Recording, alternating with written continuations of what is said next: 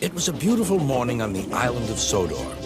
Thomas the tank engine's blue paint sparkled in the sunshine as he puffed happily along his branch line with Annie and Clarabelle. He was feeling very pleased with himself.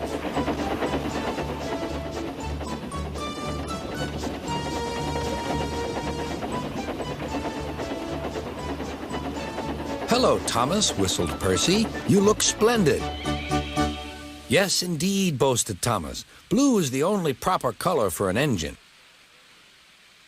"Oh, I don't know. I like my brown paint," said Toby. "I've always been green. I wouldn't want to be any other color either," added Percy. "Well, well, anyway," huffed Thomas, "blue is the only color for a really useful engine. Everyone knows that." Percy said no more. He just grinned at Toby. Later, Thomas was resting when Percy arrived. A large hopper was loading his freight cars full of coal. Thomas was still being cheeky. "Careful," he warned. "Watch out with those silly cars." Go on," muttered the cars. "And by the way," went on Thomas, "those buffers don't look very safe to me." The last load poured down. "Help, help," cried Thomas. "Get me out." Percy was worried, but he couldn't help laughing.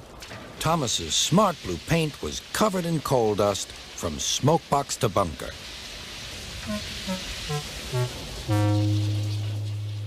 "Ha ha!" chuckled Percy. "You don't look really useful now, Thomas. You look really disgraceful." "I'm not disgraceful," choked Thomas. "You did that on purpose. Get me out."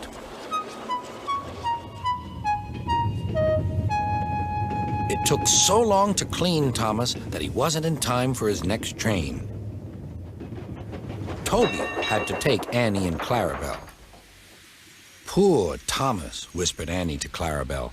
They were most upset.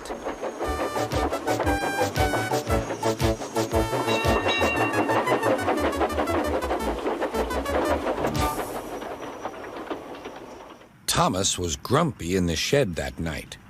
Toby thought it a great joke, but Percy was cross with Thomas for thinking he had made his paint dirty on purpose. Fancy a really useful blue engine like Thomas becoming a disgrace to Sir Topham Hatt's railway.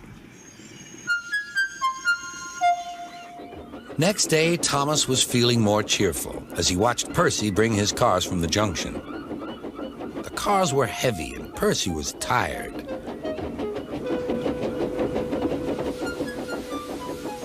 "Have a drink," said his driver. "Then you'll feel better." The water column stood at the end of the siding with the unsafe buffers.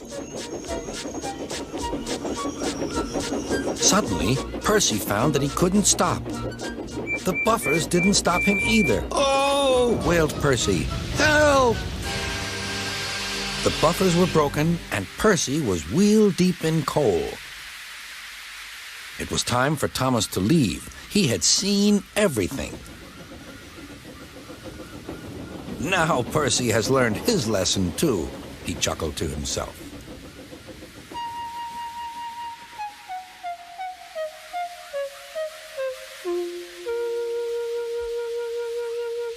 That night, the two engines made up their quarrel.